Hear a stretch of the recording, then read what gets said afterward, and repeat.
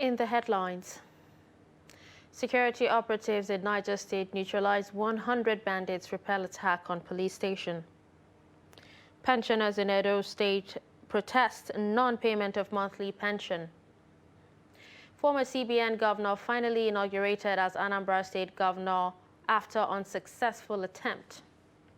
And on the foreign scene, deadly 7.4 magnitude quake shakes eastern Japan, prompting tsunami warning. Hello and welcome to Trust News Update. I'm Darshan Hussaina Usman. Now the news in full. Operatives comprising the Nigerian Army, the police, and members of the Niger State Vigilante Corps have neutralized over 100 bandits and repelled attempted attacks on a police division in Bangi, the headquarters of Mariga local government area of Niger State. The Chief Press Secretary to Niger State Governor Abubakar Bello confirmed the attack.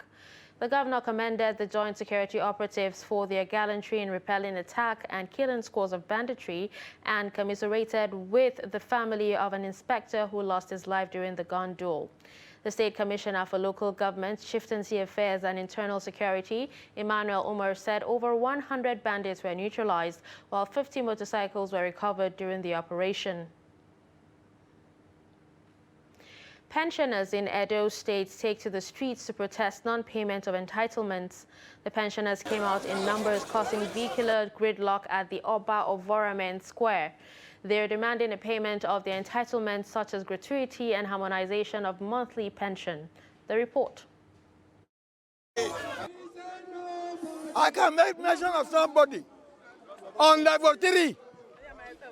On level 3. I say on level 3. Where they receive 28,000 some hundred. I retired 2000 on level 7. I'm still on 9 something. How to laugh is that? The governor graciously set up money that they should use in paying accumulation of local government pension arrears. Pension arrears means until you are placed on pension, the month that they didn't place you is the arrears. They started payment 1982. They group us in batches, batch 1, batch 2, batch 3, batch 4, batch 5, batch 6, and put estimated of 300 and something thousand, 300 and something million, 300 and something to be paid. Among all these badges, there's not one single badge that was cleared. Half of the badges, batch 1, 3/4 was not paid. Batch 2, they did not pay. Batch 2 that are supposed to belong to, they did not pay. Batch 3 the same thing. Batch 4 the same thing. All what we are saying. And we are hearing that they said there's no money. If governor put 1.something billion that they should use in paying pension area for local government, where has the money gone to? Trying in regards to the money, which is very good. You adopted a particular formula. Federal Capital Territory Administration has commenced demolition of illegal structures at Utako Village and parts of Gwarimpa waterway areas. Director, Development Control, Mukhtar Galadima, had on Tuesday in Abuja during the sensitization exercise said the department is committed to the restoration of original design of the Abuja Master Plan by getting rid of illegal structures capable of defacing the nation's capital. The Utako area, recently marked for demolition, is expected to be handed over to the Nigerian police to build its station. Trust TV's Aisha Salihu has the details. This is the Utako District Village Market, where some residents and business owners have some structures here. But apparently right now, there is a demolition exercise being carried out by the Federal Capital Territory Administration. People here have confided in us. They told us that although they have been informed earlier to move out their structure and relocate, as this land belongs to the police. But unfortunately, some of them were unable to move their businesses and move the structures. But now they are experiencing a full-blown demolition exercise being carried out by the FCT administration. And we're here to hear from them and know the plight of the people. Onlookers watch as structures are being demolished by the authorities. Business owners assist in moving parts of their property as they lament the short notice of relocation given. After 3 days, police went here and told us it's their property. They are come and remove it. But they don't give us any time to say, well, I should remove our car. It's only 2 days. Because it's a house here, it's our children is here, then it's our business place is here. But all today, this early morning, they are come and demolish our property. Others say they had been notified with compensation given to the indigenes of the region, while lamenting the effect of the demolition on their lives.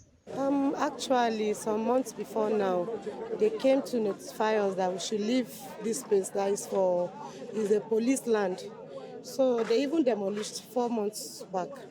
So I think a day before yesterday, they came here again to notify us, and yesterday also, they said we should leave here. It's a police property. So today, all of a sudden, we just saw them. They came and they started the demolition. Actually, I heard that the government compensates the Gwaris, that is the indigenes. But you know, we are marketers, so we don't have any right to that. I heard that the government paid the indigenes. I feel so bad because here in this market, God really bless people here. No matter what you are selling, at least we are doing fine here.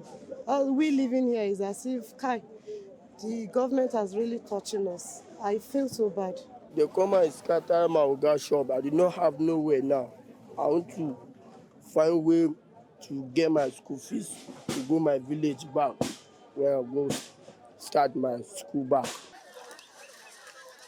This is obviously going to be a long day here for the people who are carrying out this demolition, and the residents and business owners are obviously unhappy with this development as emotions and tensions are rising. They keep complaining about this particular development, that they were not given enough time to relocate themselves. They've therefore appealed to the government to find a place, to find their way around resettling them, as this is going to take a toll on their source of livelihood. Aisha Salihu, Trust TV News, Abuja. Zamfara State Director of Fire Service Abdullahi Jigo and 2 of his personnel have been wounded in a clash with members of the National Union of Road Transport Workers in Gusau, the state capital. The 3 injured personnel of the State Fire Service are currently receiving medical attention at the Erima Bakura Specialist Hospital in Gusau Metropolis. The State Commissioner for Works, Rabiu Garba, who visits the injured personnel of the fire service at the hospital, told journalists that the state government will take drastic measures to reduce the excesses of members of the National Union of Road Transport Workers.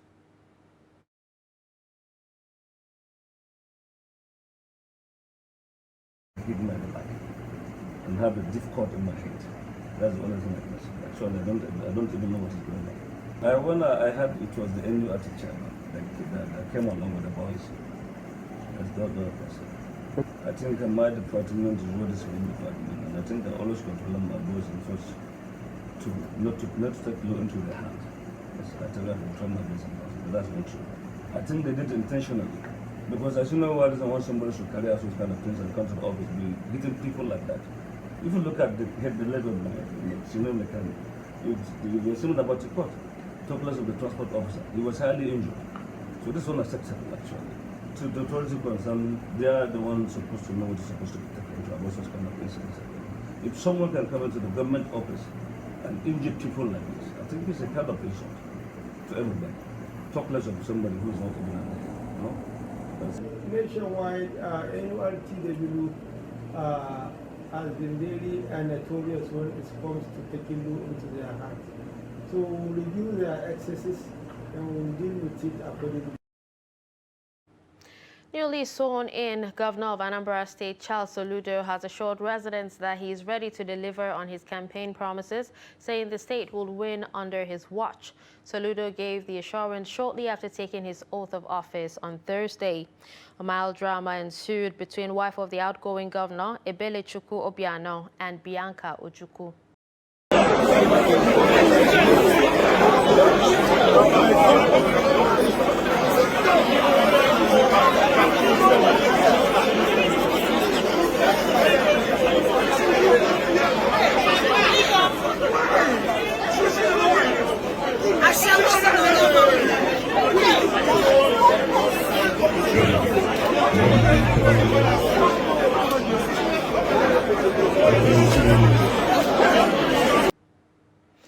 National Chairman, Caretaker and Extraordinary Convention Planning Committee, Mai Mala Buni, says activities initiated and executed under the acting chairman and governor of Niger State, Mohammed Bello, remain effective. The national chairman stated this in a statement he personally signed on Thursday. He called on all stakeholders to support the move towards successful convention of the party and disregard reports that his executive suspended all arrangement made by the acting chairman. Still talking politics, APC national leader Bola Tinubu says he is the most qualified candidate to fly the party ticket for the 2023 presidential race. Tinubu on Wednesday met with APC members in the House of Representatives to lobby for their endorsement. Over 200 lawmakers attended the meeting. Speaking of the House of Representatives, Femi Gbadabiamila, he described Tinubu as a man of the people. Tinubu gives a rundown of the political career, noting that he is ready to give his life for democracy, begging the lawmakers to support his lifelong ambition of becoming the next president. Further, I will be carried further. So we should also try to speak in that manner. Say, without fear of being quoted by the press, that Bola Ahmed Tinubu, the leader of the APC in Nigeria, has everything it takes to be the president of the Federal Republic. Yes, sir. You have what it takes to aspire.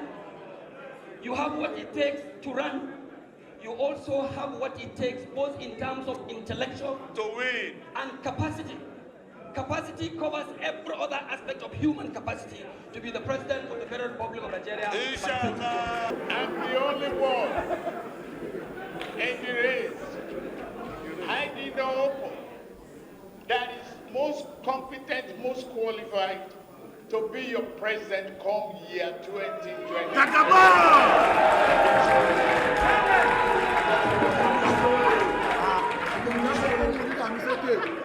Ask me why.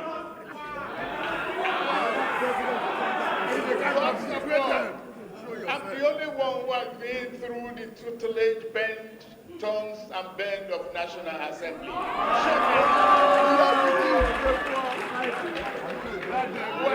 Where is that other person?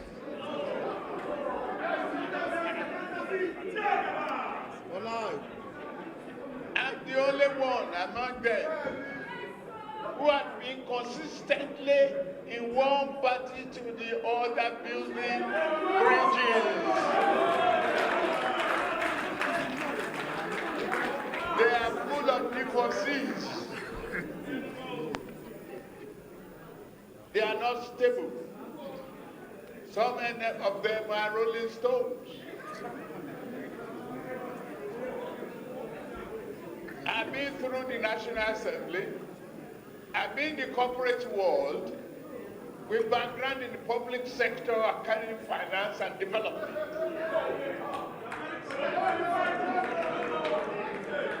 Where would they start from? The newly elected chairman of the People's Democratic Party, Iyorchia Ayu, has stated that under his leadership, the party has resolved most of its internal crises, especially those regarding state chapters of the party. The chairman made this known during the party's National Working Committee meeting, which held at its National Secretariat in Abuja. He added that the challenges aside, the PDP is set to return to its winning ways. The report. We are happy to say that since January, this NWC, which we put in place, has been able to resolve a lot of issues in our state chapters. We immediately had to address the issues of various elections. Some were midterm elections for houses of assembly, some for houses of representatives. And I'm happy to say that in all those elections, with the cooperation of all our members, the party was able to return to its winning ways. You're still watching Trust News Update, coming up after the break. Local rice millers take over production. Do stay.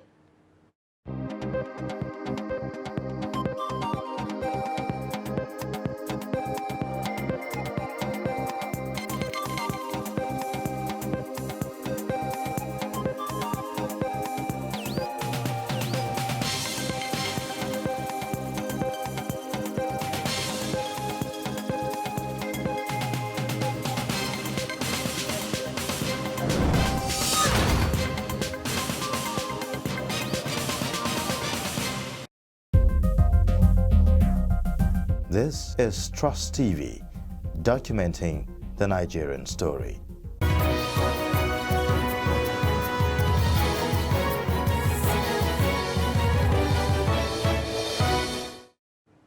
Welcome back. You're still watching Trust News Update. Let's take a look at some of our top stories. You heard that joint security operatives have neutralized over 100 bandits and repelled attempted attack on a police division in Bangi, Mariga local government area of Niger State. You also heard that pensioners in Edo State take to the streets to protest non-payment of entitlements, and the pensioners came out in numbers, causing vehicular gridlock at the Oba of Oramen Square. Some more news. The carcass of the lion killed in Konduga has been shared by hunters and community members involved in killing the animal. Director of Wildlife in Borno State Ministry of Environment, Ayuba Peter, said 2 of the hunters wounded by the lion are receiving treatment at Maiduguri Special Hospital. The report. A farmer in Konduga town first sighted the lion in his farm and reported same to the local authority. In no time, hunters were mobilized to engage the lion. Eventually, they succeeded in killing the lion, although 2 among the hunters are critically wounded. Ayuba Peter told Trust TV that the carcass has been shared by the hunters. On Sunday, we received a report from the chairman, Konduga local government, that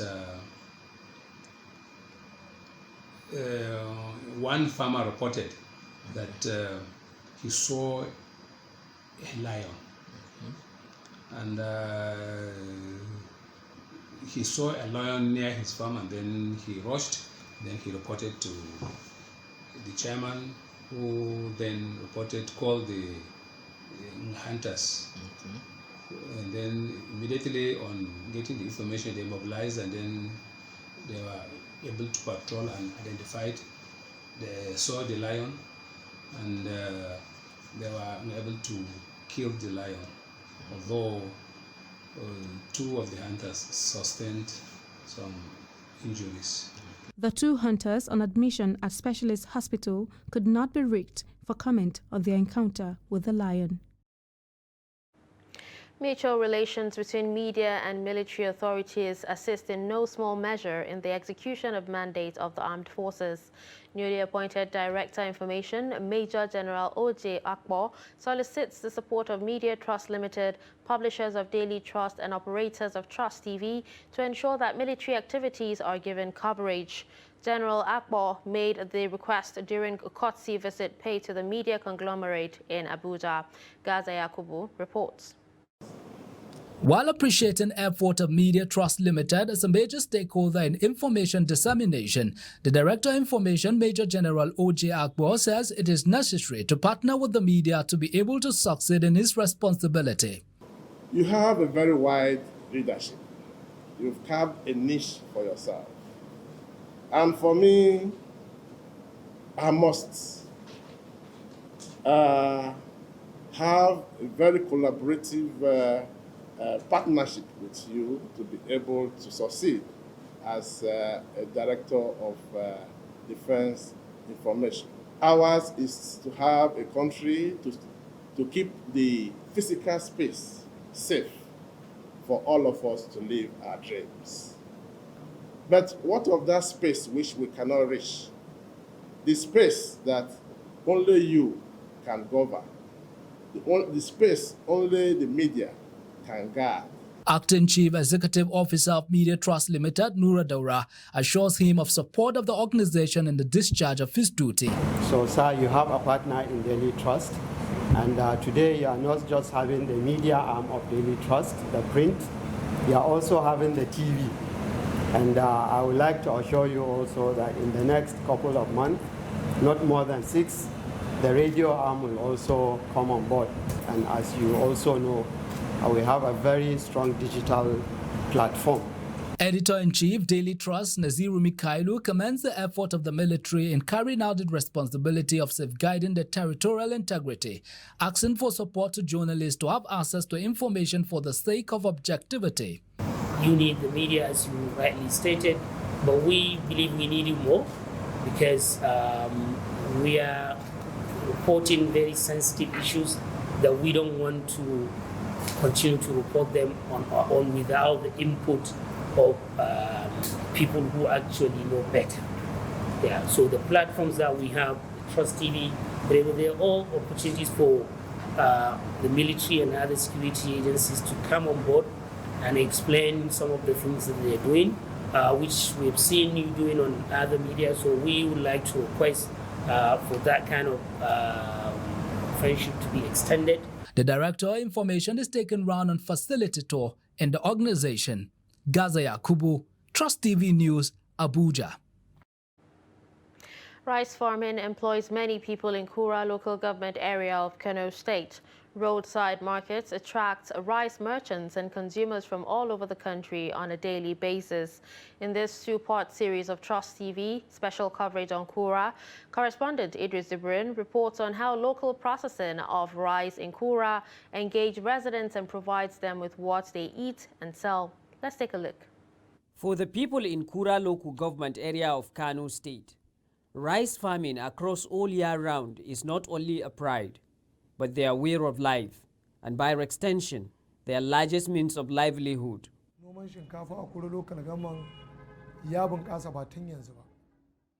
Rice farming in Kura became vibrant long ago when we got 22,000 hectares of irrigation, during which water canals were extended up to our respected farms.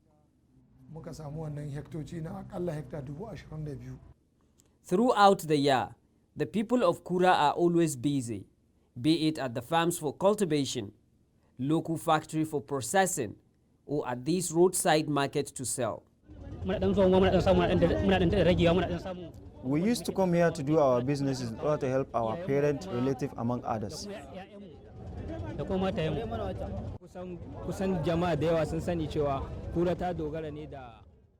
Most believe that Kura depend on rice farming. Therefore, despite the water blockage this year, many people are still benefiting from this market.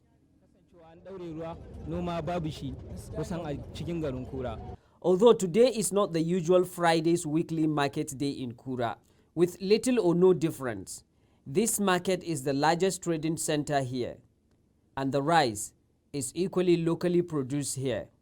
This market contributes a lot of bringing so much jobs for the broads, that is for the new growth and youth. And actually we have developed enough because people from the various villages, they used to come bring the rice to this area and sell it, and because of that, being that it will help the peoples to have so much job at the area. Jamilu Sani runs a local rice processing mill with 2 machines and few help. This young man is managing to keep body and souls together. Every day, I used to process 100 bags of rice paddy to produce 50 bags of rice. At times, we can sell all of it in this market.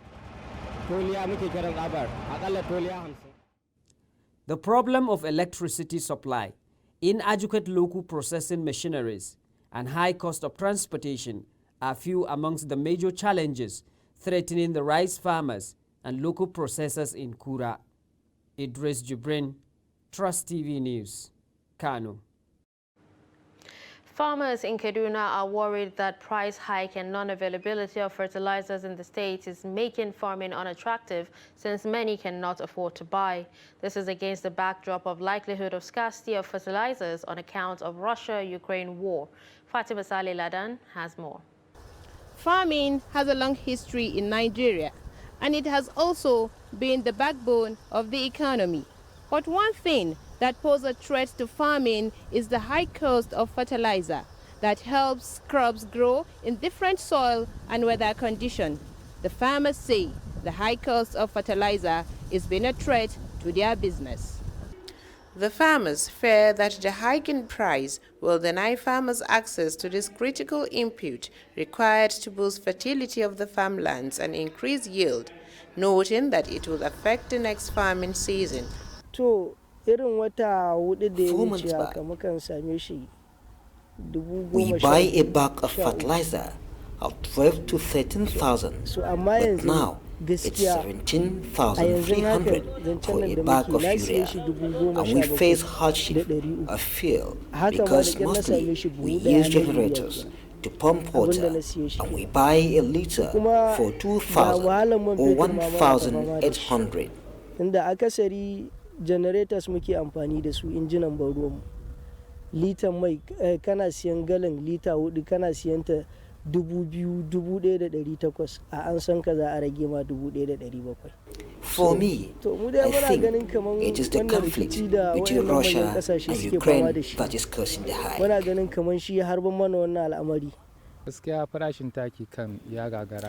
Honestly, the price of fertilizer is beyond control. It is becoming worrisome. There are programs organized by the government in order to ease the hardship of getting fertilizer for farmers, but it never reaches us, the real farmers. We only used to hear about the programs, and I think the responsibility of government is to help people get what they want. But we never enjoy that. We sell fertilizer some months back at 12,500 naira, and gradually it reaches 18,500. And now you can see this farmer came to buy from me. The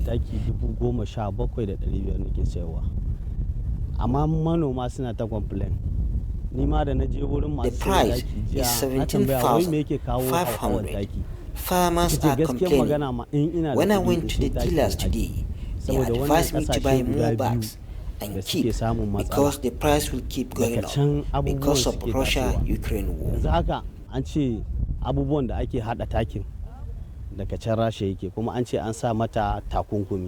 Farmers and critical stakeholders in the sector say unless government intervenes, the country is likely to record low food production. Fatima Salaladan, Trust TV News, Kaduna. And finally, on the foreign scene, at least 4 people are reported dead and more than 100 injured in Japan on Thursday after a powerful overnight earthquake rattled large parts of the East Coast and prompted a tsunami warning. The 7.4 magnitude quake off the coast of Fukushima derailed a bullet train, opened cracks in highways, and threw products from shelves in shops. With that, we've come to the end of Trust News Updates. I'm Darshan Hussaina Usman. Thanks for watching.